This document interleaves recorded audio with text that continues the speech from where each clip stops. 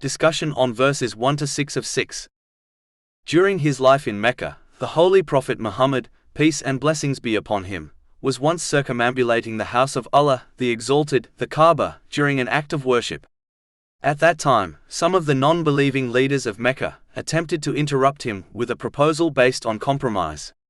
They suggested that if he were willing to worship their idols in some form, they would also worship Allah, the Exalted, thereby creating an outward appearance of mutual agreement and social harmony while maintaining their differing beliefs. After this, Allah the Exalted revealed chapter 109 Al-Kafirun, verses 1 to 6. Say, O disbelievers, I do not worship what you worship, nor are you worshippers of what I worship, nor will I be a worshipper of what you worship, nor will you be worshippers of what I worship. For you is your way of life, and for me is my way of life. This incident is recorded in Imam Ibn Kathir's The Life of the Prophet, Volume 2, pages 35 to 36. This chapter establishes a clear distinction in matters of faith and worship, making it clear that principles of belief cannot be blended or compromised for the sake of social agreement or convenience. At the same time, Islamic teachings do not promote unnecessary rigidity in worldly matters that do not conflict with divine guidance. Instead, a balanced approach is encouraged in daily dealings, where cooperation, fairness, and good character are maintained. However, when a matter directly contradicts the commands of Allah, the Exalted, a person is required to remain firm, as compromise in core beliefs leads to a weakening of obedience and can ultimately result in misuse of the blessings granted to them. When a person begins to compromise in matters of faith for the sake of acceptance or harmony with opposing values, it can gradually affect their inner stability. Over time, priorities become unclear, responsibilities may be neglected, and the proper place of people and values in one's life may become distorted. This internal imbalance can contribute to emotional strain and confusion, as the foundation of decision-making shifts away from accountability before Allah, the Exalted, and toward the pursuit of approval or convenience. Even if some worldly comfort is achieved, it may not bring lasting peace, as true tranquility is closely tied to consistency between belief and action. Chapter 109 Al-Kafirun, verses 1 to 5. Say, O disbelievers, I do not worship what you worship, nor are you worshippers of what I worship, nor will I be a worshipper of what you worship, nor will you be worshippers of what I worship. It is essential to recognize that forms of worship, in the Islamic sense, are not limited to the physical act of bowing or prostrating to idols. Rather, anything that is obeyed in a manner that leads to disobedience of Allah, the Exalted, can take on the meaning of being treated as something worshipped in practice. This includes influences such as social pressures, cultural trends, online platforms, fashion industries, or even individual personalities when their expectations override divine guidance. Chapter 9 at Tawbah, verse 31. They have taken their scholars and monks as lords besides Allah. This verse explains that certain groups did not literally worship their religious leaders in a ritual sense, but instead gave them obedience in matters where such obedience contradicted the commands of Allah, the Exalted. In this way, authority was effectively elevated above divine guidance in practical behavior. The lesson drawn from this is that worship is closely linked to obedience, and misplaced obedience can become a form of misdirected devotion. A similar principle is expressed in relation to the devil. Chapter 36 Yasin, verse 60. Did I not enjoin upon you, O children of Adam, that you not worship Satan, for indeed he is to you a clear enemy? Although most people do not consciously direct acts of worship toward the devil, the verse highlights that following his influence in ways that lead to disobedience is considered a form of worship in outcome and effect. This demonstrates that worship is defined not only by intention in name, but also by patterns of obedience and alignment. From this understanding, it follows that when a person repeatedly prioritizes influences that contradict the commands of Allah, the Exalted, they gradually become subject to competing pressures. These pressures may come from social approval systems, workplace expectations, entertainment culture, or digital environments that shape behavior and priorities. When a person attempts to satisfy all of these influences simultaneously, especially when they conflict with one another, it can lead to internal strain and instability, as the standards being followed are not unified or consistent. In such a condition, a person may feel as though they are serving multiple masters, each demanding different forms of behavior and identity. Because these expectations are often unstable and constantly changing, it becomes difficult to achieve lasting satisfaction or inner peace. This can result in emotional fatigue, confusion in decision-making, and a sense of dissatisfaction, even when external success or recognition is present. The underlying issue is not simply external pressure, but the absence of a stable, singular foundation for guiding behavior. By contrast, when a person directs their obedience primarily to Allah, the Exalted, their actions become structured around a consistent moral framework. This allows blessings such as time, wealth, relationships, and personal abilities to be used in a balanced and purposeful way. Instead of being pulled in conflicting directions, priorities become clearer, and life becomes more organized in both thought and practice. This alignment contributes to greater emotional stability and a clearer sense of purpose. Ultimately, turning away from obedience to Allah, the Exalted, and instead submitting to competing worldly influences in matters of disobedience, does not lead to lasting benefit or stability. Such influences cannot provide protection or assistance in the final accountability before Allah, the Exalted. Therefore, true well-being is found in consistent obedience to Allah, the Exalted, and in using all blessings in accordance with divine guidance, which leads to balance in both personal life and wider conduct. Chapter 109 Al-Kafirun, verses 1-5. Say, O disbelievers, I do not worship what you worship, nor are you worshippers of what I worship, nor will I be a worshipper of what you worship, nor will you be worshippers of what I worship.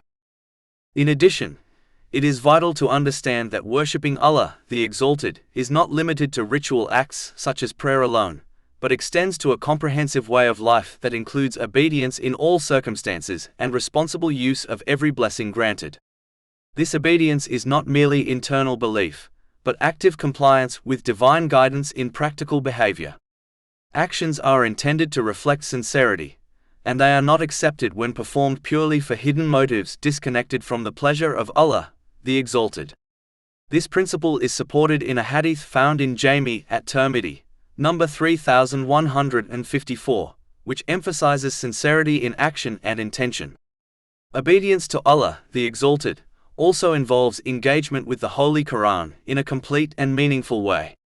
This includes consistent recitation, seeking correct understanding through reliable learning, and applying its teachings in daily life with the intention of pleasing Allah, the Exalted. In this sense, engagement with the Holy Quran is not passive but active and transformative. A person who selects only certain teachings based on personal preference risks losing the deeper benefit of guidance, as true adherence involves accepting both ease and challenge within divine instruction. Chapter 17 Al-Isra, verse 82. And we send down of the Quran that which is healing and mercy for the believers, but it does not increase the wrongdoers except in loss. Ultimately, the Holy Quran is not meant to be treated only as a solution for immediate worldly problems, while its broader guidance is neglected.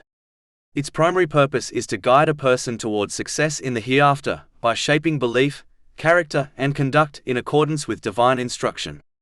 Reducing it to a tool used only in times of difficulty, while ignoring its comprehensive guidance in everyday life, weakens its transformative purpose.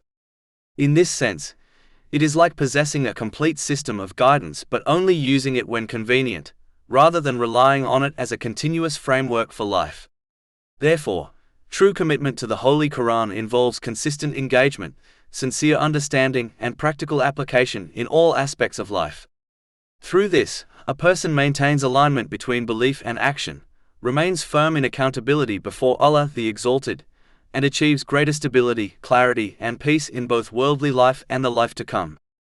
When a person truly obeys Allah, the Exalted, in the manner described earlier, by aligning belief, intention, and action, a clear distinction becomes evident between the conduct of someone who sincerely holds faith and the conduct of someone who does not believe. Chapter 109 Al-Kafirun, verse 6. For you is your way of life, and for me is my way of life. This verse establishes a fundamental separation in principles, where each path is defined by its underlying worldview and resulting behavior.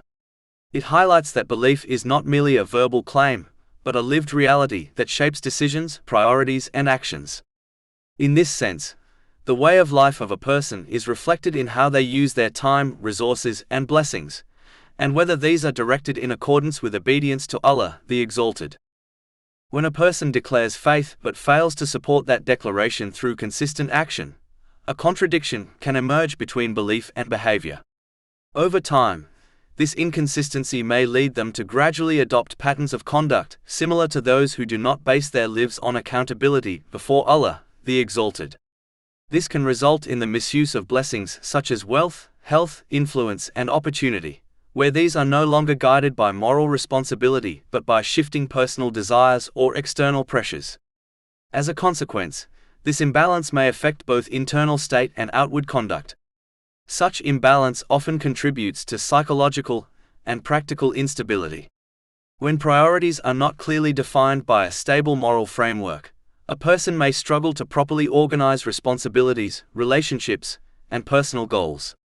This can lead to emotional strain, confusion in decision-making, and a sense of dissatisfaction, even when material comfort is present. The issue arises not simply from external circumstances, but from a lack of alignment between belief and lived practice. If this condition continues, it can also result in neglect of preparation for accountability on the Day of Judgment. When actions are consistently disconnected from belief, a person may become increasingly absorbed in immediate concerns while overlooking long-term spiritual consequences. In such a state, the imbalance affects not only worldly life but also the outcome in the hereafter, as accountability is ultimately based on sincerity and actions together, not mere claims. It is also important to understand the distinction between outward legal classification in this world and ultimate judgment in the hereafter. In this worldly life, a person may be considered a person of faith based on their verbal declaration and external identification. However, final judgment before Allah, the Exalted, is based on inner reality, intention, and the truth of one's actions, which are fully known only to Him.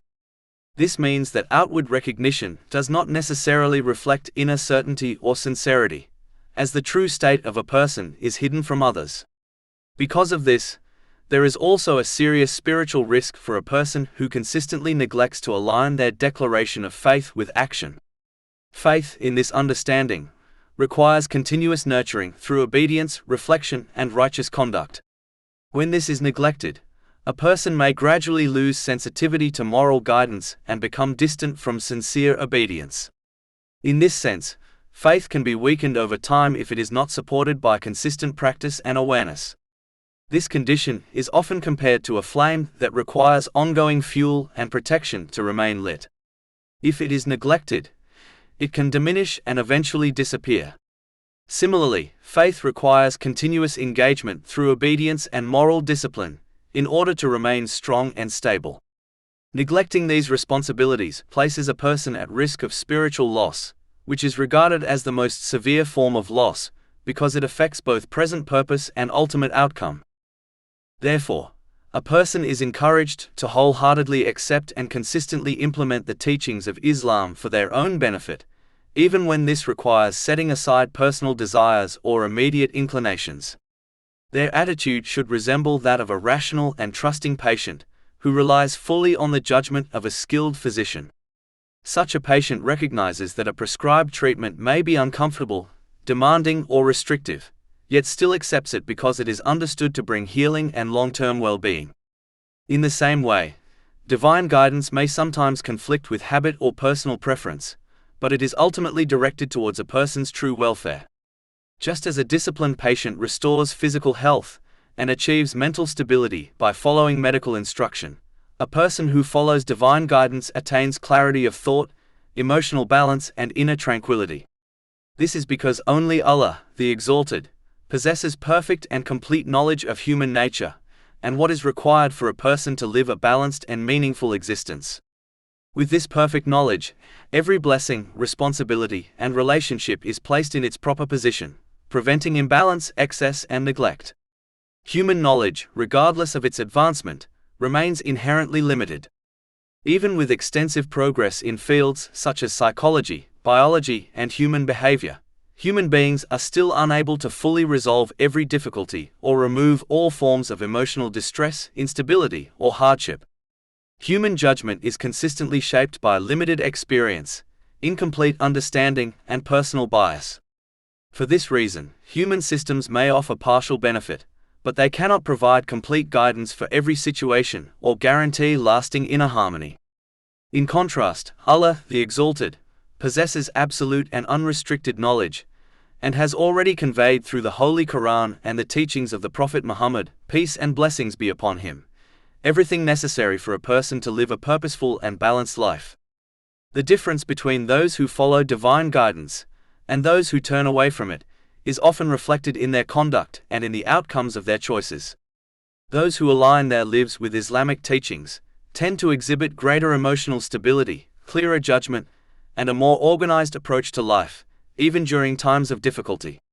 In contrast, those who disregard these principles frequently experience confusion, inner conflict, and a lack of direction, even when they appear to enjoy outward comfort or success. This contrast shows that true order is not merely external, but is deeply rooted in how a person aligns their life with divine instruction. Although a patient may not fully understand the reasoning behind a medical prescription, they still trust the expertise of the physician. However, Allah, the Exalted, does not require blind acceptance without reflection. Rather, He encourages people to think, reason, and observe the signs within themselves and throughout the world around them. Faith is therefore grounded in understanding and sincerity, not unexamined imitation. Chapter 12 Yusuf, verse 108. Say, this is my way, I invite to Allah with insight, I and those who follow me. Furthermore, it is Allah the Exalted alone who has complete authority over a person's inner state, including their emotions and sense of peace and tranquility. Chapter 53 and Najm, verse 43. And that it is He who makes one laugh and weep. This reality demonstrates that enduring inner peace cannot be achieved through external conditions alone, but is ultimately granted by Allah, the Exalted. It is closely connected to how a person makes use of the blessings entrusted to them, and whether those blessings are directed in accordance with divine guidance. Those who live in accordance with this guidance tend to experience greater stability, purpose, and emotional balance, whereas those who neglect or misuse these blessings often fall into confusion, inner turmoil, and dissatisfaction. In conclusion, genuine peace, whether of mind, body, or spirit, can only be attained through sincere alignment with the guidance of Allah, the Exalted. This involves recognizing that divine guidance is not a restriction on life, but a framework through which life is structured, given meaning, and brought into harmony in both this world and the life to come. Chapter 16 and Nahl, verse 97. Whoever does righteousness, whether male or female, while he is a believer, we will surely cause him to live a good life, and we will surely give them their reward in the hereafter according to the best of what they used to do. All praise is due to Allah, Lord of the worlds, and may peace and blessings be upon His final messenger, Muhammad, his noble family and companions.